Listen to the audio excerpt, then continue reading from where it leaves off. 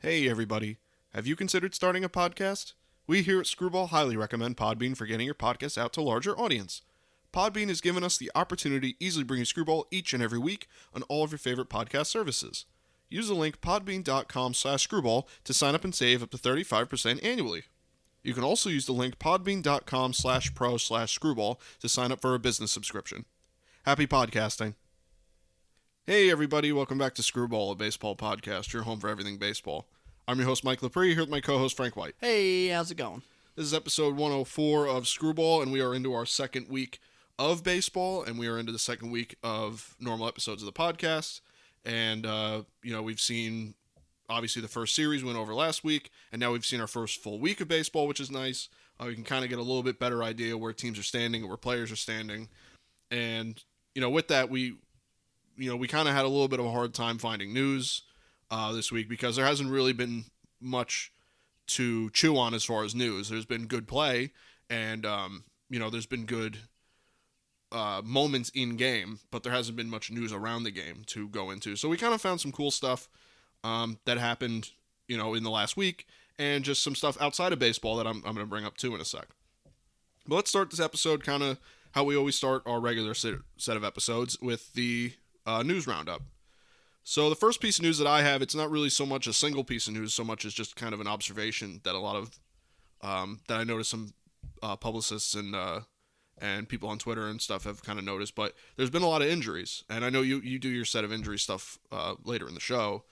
So I'll leave you kind of to say who's actually going on the IL and who's actually day to day and blah blah blah. But I just wanted to note that guys like Casey Mize, Sonny Gray, Byron Buxton, Javier Baez, Hyun-Jin Ryu, and Mike Trout, among many others, are either on the IL or at least day to day at the moment. And those guys right there are big names. I mean, Javier Baez and Mike Trout are some of the bigger names in baseball.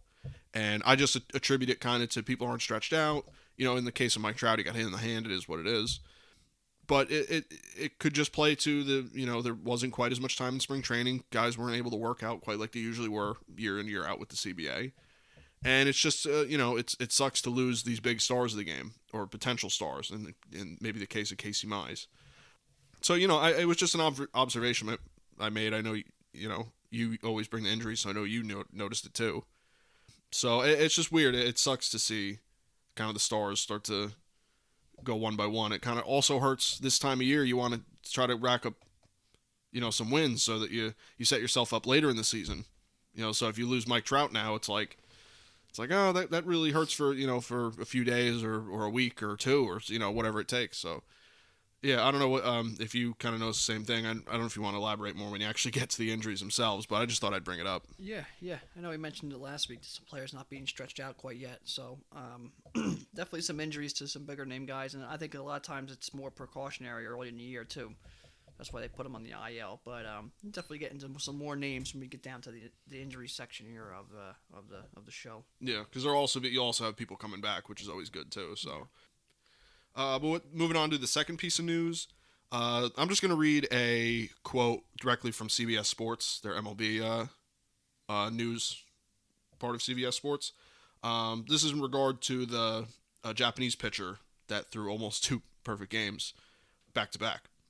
So, quote, last weekend, Chiba Lotte Mariners phenom, Roki Sasaki, I believe that's the name of the club, by the way. He threw Japan's first perfect game in 28 years. He struck out a record-tying 19 batters, including a record-breaking 13 in a row at one point. It was one of the greatest pitching performances ever in any professional league. On Sunday, Sasaki nearly did it again. The 20-year-old right-hander fired 8 perfect innings in the first start since the perfect game. He struck out 14 batters. Sasaki was pulled after throwing 102 pitches to protect his arm. He threw 105 pitches in the perfect game with the game scoreless.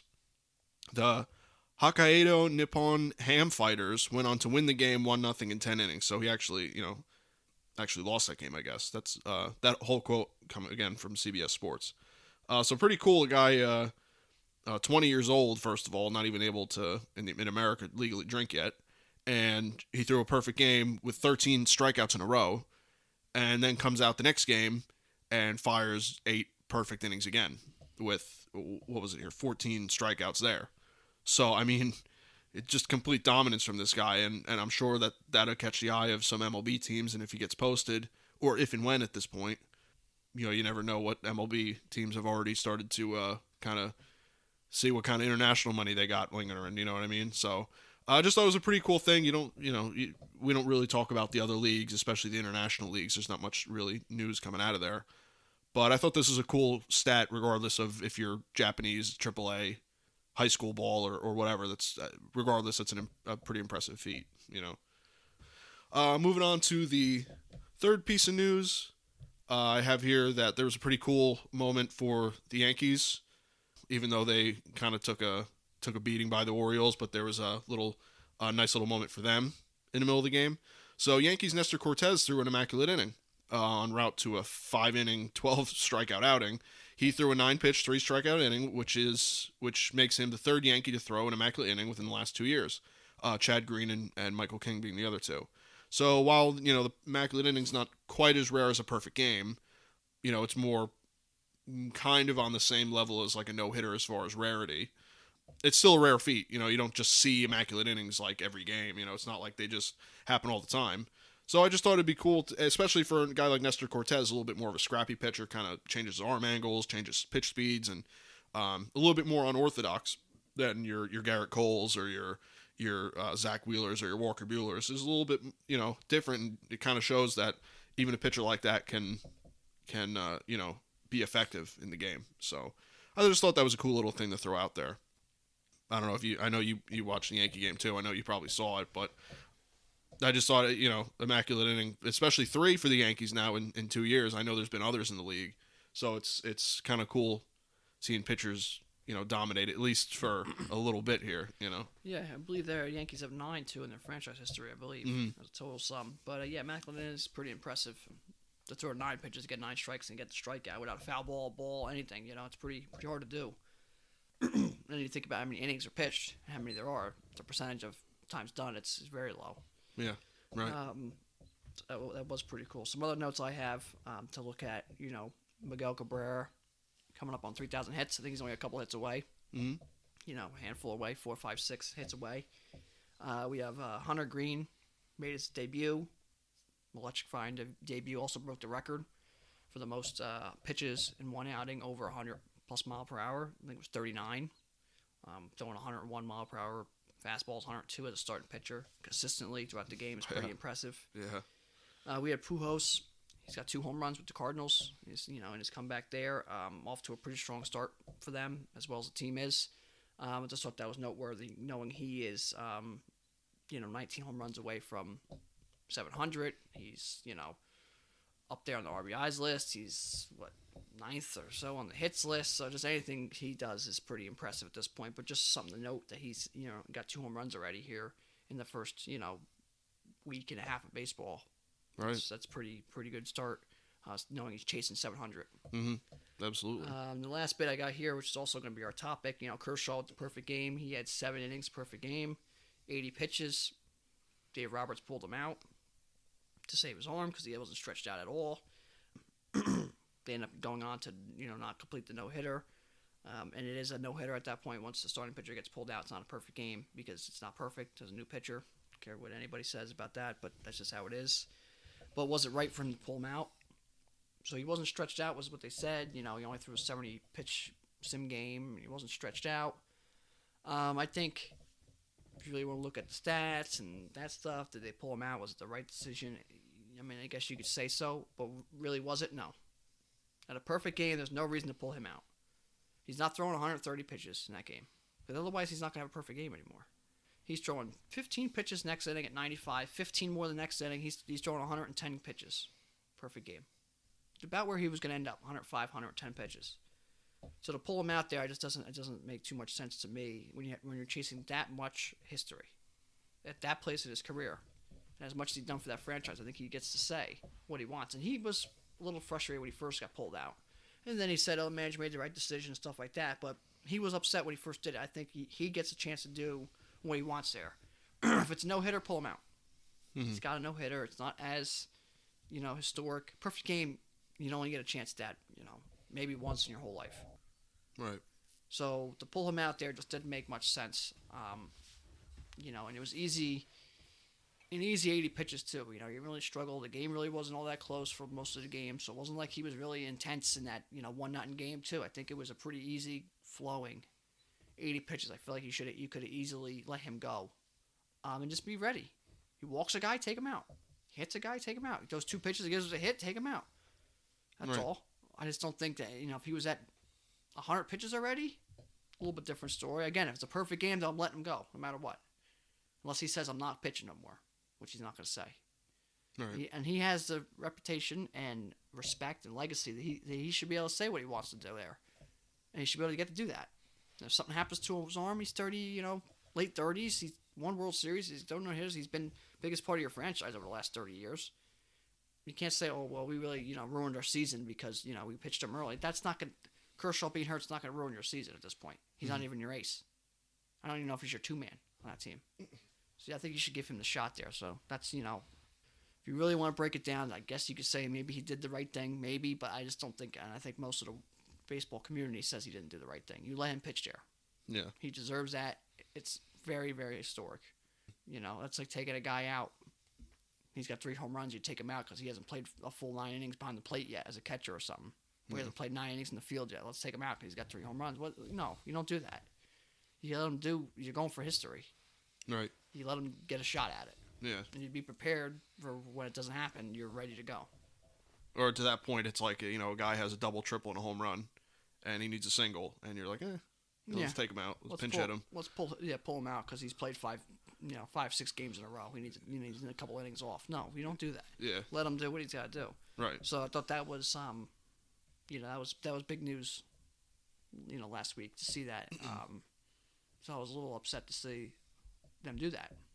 Because there's a chance that perfect game has only been, 20 like 25, 26, in that ballpark, and it hasn't right? been one since, Felix, and that was, 2016? It was 10 years ago now. I think it was 2012, wasn't it? 2012. There you go, even longer. So, I think you give him a chance there. Yeah. Especially at only 80 pitches. Right. If he threw 75, I think it was 70 or 75 pitch sim game. I think it was 75. Usually you go up 15 pitches. Really should have been at least at 90. So you would have had another inning or so. Yeah, and then you pull him out at that point. And the thing is, you couldn't pull him out once he gets 8. You can't pull him out. Yeah, but he goes 90. So I feel like he should have definitely been able to give it a shot. Yeah, I mean, Kershaw, and you could use this as an argument to pull him. Kershaw has nothing left to prove in his career. Really, there's not much left. He's got a ring. He's got a no-hitter. He's got, I think in the no-hitter he had like a 16 strikeout game, multiple Cy Youngs. I think he had an MVP. I mean, the guy's has his accolades, has proven himself, to baseball that he can pitch. I think he's 33, 34. But to take away a perfect game from anybody, even if it's, even if it was 40-year-old, even if he was 40, 41, 42, and he wasn't quite had the accolades like Clayton Kershaw. I just think to take away a perfect game from a guy is just bad. I understand it's early. I understand the decision. I'm not totally blind and deaf to understanding why that happened. I understand it's early in the year. You're going for a World Series. You don't want to blow the guy's arm out, or I guess if that's what the concept was, this early in the year, and then you're really in dire straits to pitching because they're already kind of the pitching staff's already a little rougher without Trevor Bauer. So I understand the philosophy, but it's exactly like you said, where his pitch count was perfectly reasonable. It was a perfectly reasonable pitch count. It wasn't a 1-0 game where a home run all of a sudden it's tied. And from what I remember from watching highlights of the game, it was a fairly easy 7 innings for him. I think he was dealing. Like it was 12 strikeouts, I believe. Yeah, so I understand from a managerial standpoint why Dave Roberts did it. It's a hard decision to make. It's not the right decision in my opinion. It's still his to make. And maybe Kershaw does agree with it. Maybe he's like, you know what, Skip, you're right. I don't want to blow my arm out this early in the year. But I can't see me as a manager. I'm an MLB manager, but me as a manager, I can't see myself making that decision. No, I just think it's wrong. I would not pull him out unless he came up to me and said, I'm not pitching no more. Yeah. And what do you say? Okay, you know what? We pitched him 110 pitches. Maybe he wasn't quite ready for that. Skip him. Right. Skip him one rotation spot. And I guarantee it. You could write this right down stone. You've seen the last 3-4 years. Kershaw will miss about a month and a half to 2 months this season with injuries. He usually does, yeah. And they'll come along real slow because they don't want to get his innings up. They want to rest his arms for the playoffs and all this stuff like that. So what are you doing? You know he's going to be late and he's going to be missing time because he's going to rest his arm. So why? Just pitch him. Just pitch him. And like I said, if something did happen, God forbid, and he hurt his arm, that's not going to kill that team. If Kershaw not being on that team at this point in his career affects their real ability to go win a World Series, and that team's not nowhere near as good as people think it is. I don't think there's a superstar on the team then. Those guys separately on their team by themselves could pull a team far. Individually. And you have 5, 6, 7, 8 of them on a team together. You don't need Kershaw at 35 years old. No. Don't need 90-mile-per-hour fastballs anymore. You just don't need. He's just not the same. Right. He's not your ace or 2 guy. Yeah, he's close to the twilight of his career. You're not really putting all your chips on him. That's exactly why I said, just give him a chance. So, I don't know. It wasn't a great decision, I didn't think. No. One I would make at all. No, I You would have to come to me and almost fight me to take him out of that game. I am not pitching. I'm not walking out there no more. Okay. Yeah, or he says he hurt. Or he's hurt already. Yeah, he's like, you know what, I'm feeling a little tight. You know what I mean? It wasn't a real cold day in Minnesota. It wasn't like no crazy weather. It wasn't like it was raining and stuff like that. It was easy. Just let him go. So. Yeah, tough call by Dave Roberts to do that to him. And like I said, with all those accolades, you throw a perfect game onto all what he's already done in his career. I mean, he becomes close to a baseball immortal. At that point, he becomes, at least for our generation. You know what I mean? So, I can't side with Dave Roberts on that one. Nor do I usually side with his managerial decisions. Truthfully, no. Dave Roberts is like the Rob Manfred of managers. Yeah, you never really understand what's going on. No. So I don't like that one. Not at all.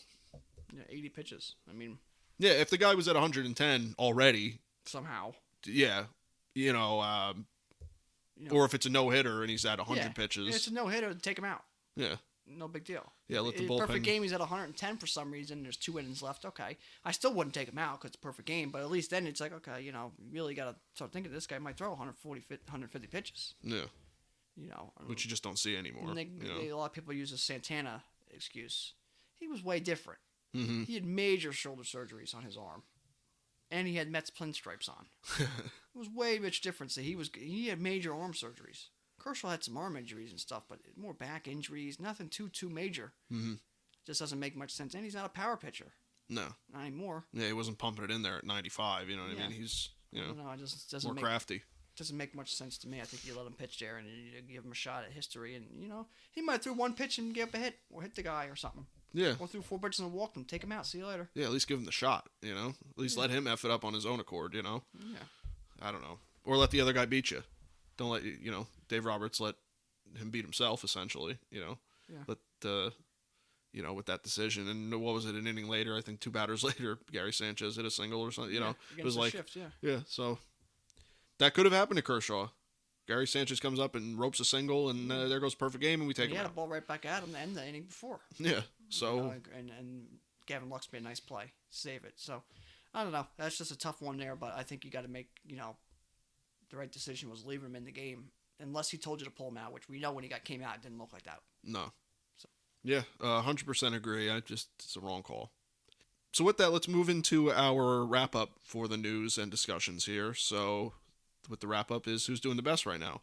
So again, kind of like I said at the top and what we said last week, there's not really much to chew on. You pretty much just have a good opening week and you're sitting pretty. But I think there's some early indications of who's good and who's not. So the Dodgers and the Giants own the current best record in baseball at 7-2, and in the NL, the Mets are right behind them at 7-3. Over in the AL, the best record right now is owned by the White Sox at 6-3, and I believe the Rays are behind them at 6-4, and the Astros too. So not much, no like 10-0 or 9-1 type starts to these guys.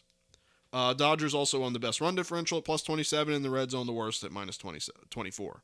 So I don't suspect the Reds will be there all year because you have the Orioles and the Pirates also in the league. So I don't know if the Reds will always be there. The Dodgers certainly could run that show. We've seen that before in some years. So that's who's doing the best right now. I know Frank's got some updates with injuries and stuff, so I'll let him kind of handle that, and we'll get into who's hot and who's not after that, teams and players. Yeah. So some hot teams here I want to mention.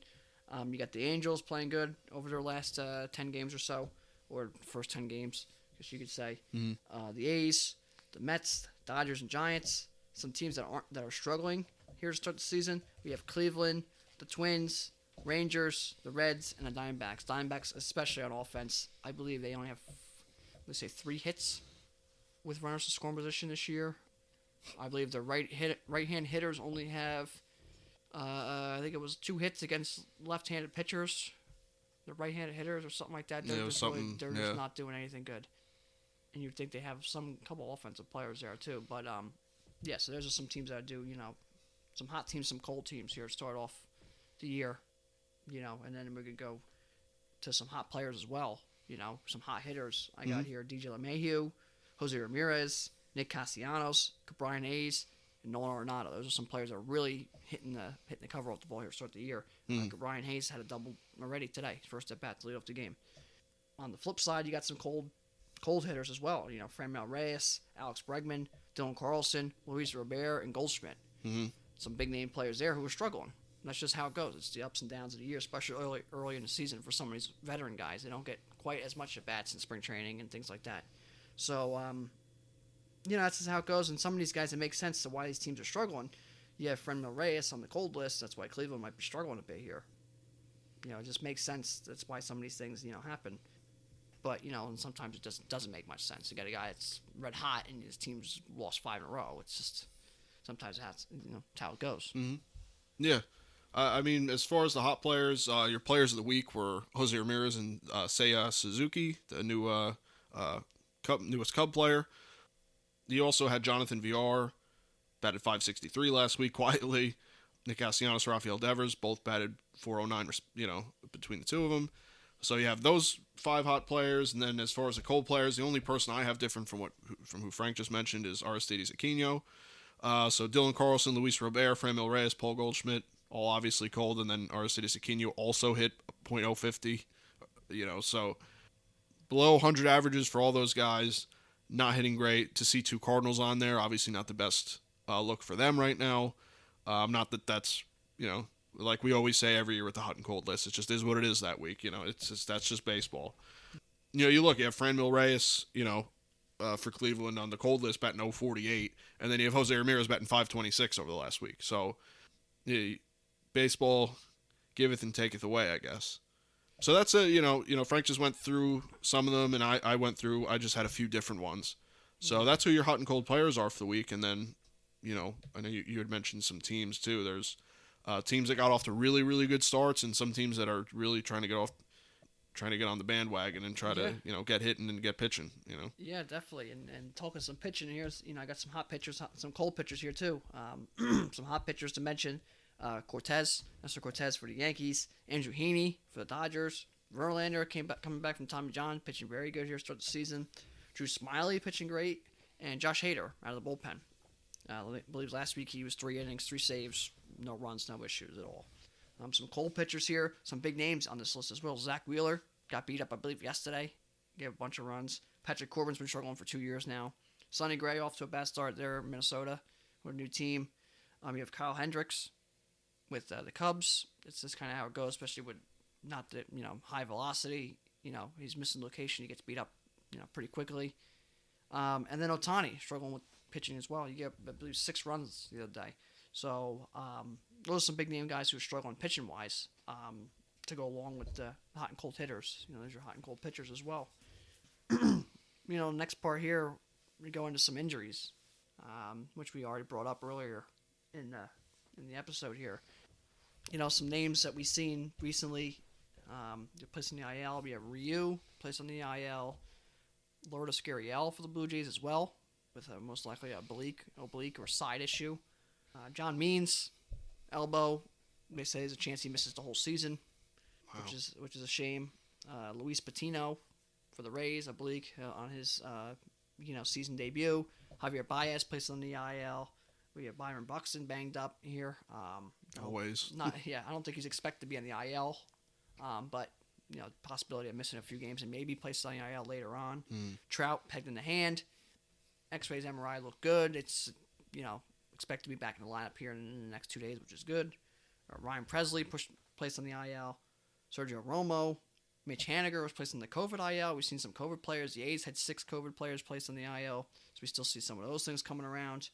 Taijuan Walker was left his start with the Mets. He was placed on the IL.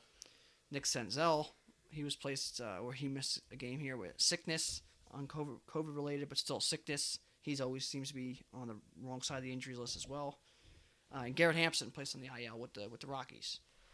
So those are some bigger name guys, or at least for their team, Right. that really sorely missed. On the better side of news, some of these names are similar as last week because they're still hurt, but they're getting healthy.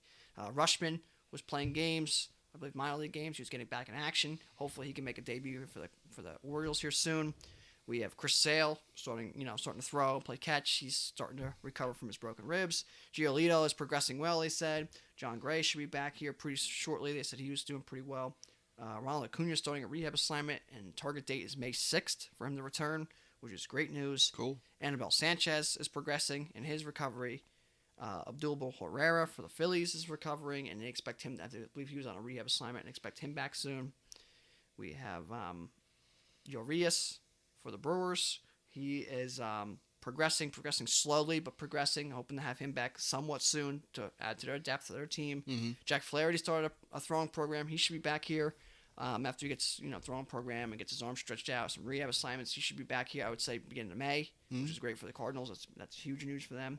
Tommy Kahnle for the Dodgers. I don't know, forgotten name maybe. Mm-hmm. He's progressing well. He's supposed to be, like the first name back out of their pitching medical tent, I guess you could say. They're the pitchers that are hurt. Yeah, They expect him back, sooner rather than later compared to the other guys. Blake Snell and Blake Covender both progressing well in their recoveries. Mm-hmm. And Tatis, I know there hasn't been too much news for him, but he is in the dugout with the Padres. There's some video of him falling down on a soccer ball or something. That's great, right? Laying on his broken wrist. That was great. Almost blew his leg out there. I'm not sure why they don't have that guy wrapped in a bubble, but he is progressing. You see him in the dugout. You see him hang out, in the clubhouse with the teammates and stuff. So he's progressing. I would say you'll probably see him kind of disappear here soon because he'll probably start going on some more rehab assignments and stuff like that. Maybe some, maybe not rehab assignments yet, but he's gonna start doing, his own recovery thing where you're not really in the clubhouse as much. So you might see him kind of in and out, but he is progressing, and they do expect his timetable still the same, so it's not gotten any worse. Mm-hmm. Which is good for baseball and Padre fans. But overall, those are some of the bigger names on both sides who just got placed on the IL or hurt and are coming back. So the list was a relatively big list on the bad side, but also the good side. There's some big names there. Rushman and Sale and Acuna, Flaherty. Those are some big names on the verge or progressing to come back, which is great because that's what you want to see. You want to see the big players on the big teams making the most impact, when you're watching the games. You don't want to see, the backups. There's nothing wrong with them. You just don't. That's not what you want to see. You want to see the biggest guys, the best guys, and the superstars, the most personality. You want to see them on the field making the plays and helping your team win. So we're on the verge of getting some of those guys back. Again, a lot of these injuries more just early in the season, not stretched out, being very precautious, saying, hey, you know what, you're a little banged up. Let's put you on a 10-day IL. It's not that many days. It's 10 days. It's a week of baseball, a week and a half of baseball, and let's make sure you're healthy for when the weather turns here and the season really dives in. Once you start to get to May, your cleats are planted in the ground and the season started. April's just, kind of, sometimes it's how it is. Once May comes around, the season started, it's time to go. Yeah, I mean, I don't think that's lost to anyone that, there's some stars definitely getting hurt and missing from the game. But hopefully, like you said, it's kind of Mike Trout's a little bit more minor thing because we've been missing him last few seasons. I've seen him getting hurt here and there. Byron Buxton is a human. I don't even know what at this point. He's like just a test dummy. Yeah, you need another one. Acuna, while he's coming back, he seems to always fight some sort of stupid injury. Tatis is always hurt, so we'll see what happens. But it's good to see that there are stars coming back, as well as hopefully the bigger stars we don't see, like a John Means where he said he could miss the whole year. We don't want to see stuff like that. So So we'll see what happens with that. And, there's always injuries. There's always injury updates every week. All of a sudden, your favorite player could be on the IL, major or minor. With the coming weeks, we'll have more updates on that. Frank will bring, the usual injury update, and we'll go from there. And like I said, hopefully, it's like I always say too on the pod. It's just let's keep the list of returns higher than the list going on. And let's just keep it at that. Yeah, definitely. That's the way you want it to be, especially with big names. You're really paying the money to see. Go watch. The last bit though is always just a trivia question. So the trivia question for this week, since we had the immaculate inning and stuff like that, I figured let's go another way of some history. Almost perfect game too.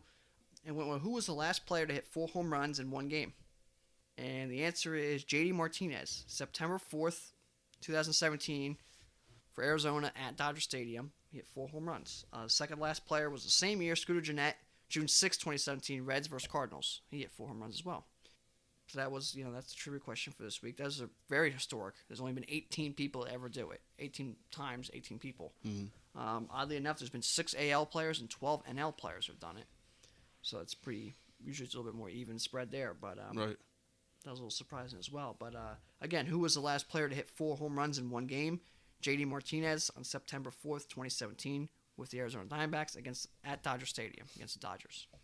Yeah, J.D. Martinez can mash the ball, and then you pair that with the same year you have Scooter Gennett, who I don't even know is really he may be active somewhere, but I don't think he's really like a fixture on a team at all. So it just kind of goes to show that one day you're just right. I mean, look, in regards to pitching, kind of similar, I guess history defining stat line would be Philip Humber threw a perfect game. And there's probably some people that heard that and went, who? Dallas Braden. Yeah. Yeah, it's just, sometimes you just have a really good day. If you're a hitter, you're seeing the ball like a beach ball. If you're a pitcher, it's just, you no matter what you throw, it's like they can't hit it. So, it's, I would think that a lot of baseball fans or current and more recent baseball fans do remember those, whether you're a Diamondback fan or a Reds fan, or I guess if you're a Dodgers fan or whatever that happened against. I'm sure that most people remember. I certainly do. I remember when they did that because it's, like you said, 18 times. You kind of remember stuff like that when you see it. Yeah. You remember where you were. The last AL player was Josh Hamilton. Against the Orioles. And that was that 2011? It had to be because it wasn't during. Yeah, had to be 2011, 2012, the ballpark. Yeah. It was my fantasy team. Yeah, I wish I had him that year. He went nuts that day. Yeah. So he was 5 for 5, I believe. Yeah, because he came up again for 5 home runs. Yeah, and it was a double. Off the top of the wall, I believe. Yeah. So. Yeah, no one's ever hit 5. So. No. So, yeah, it's pretty impressive. But overall, yeah, it's relatively slower week, news-wise. Baseball, like I said, some teams still having their home openers and stuff like that.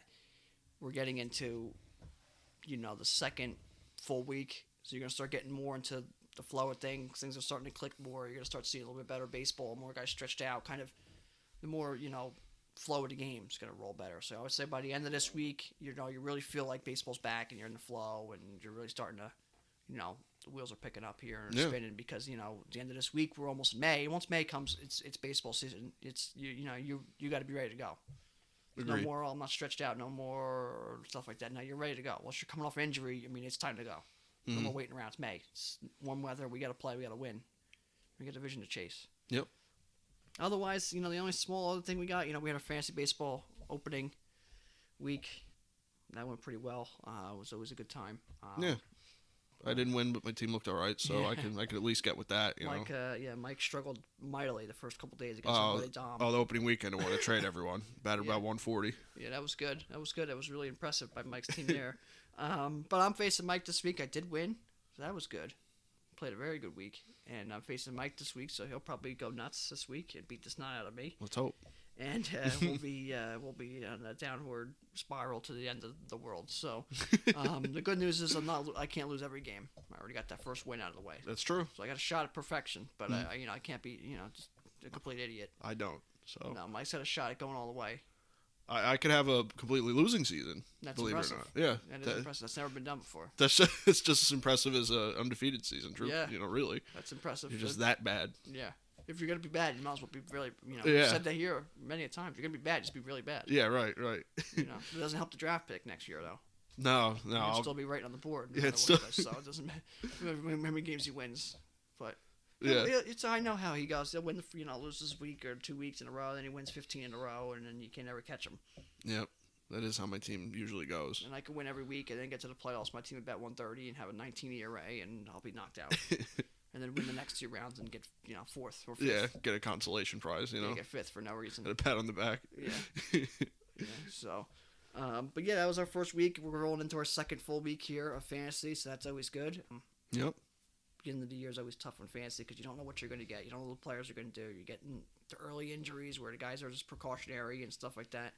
Once the season gets in the flow of things, though, you kind of know what your team's going to look like, where you're going to need some pieces, just like regular baseball. So it's always fun, and it keeps you great way to keep up with stats and teams and players and stuff because you just see what's going on and who's leading the league and who's doing this, and it's really a great way to keep up with baseball. Yeah. If you're not in the league, it's definitely something to try joining. Yeah. We always open to taking more teams in our league every year too. So. Yeah, absolutely. I mean, it's if you like fantasy football and you're a big baseball guy, I don't see why you don't do fantasy baseball. So it's a lot easier than you think too.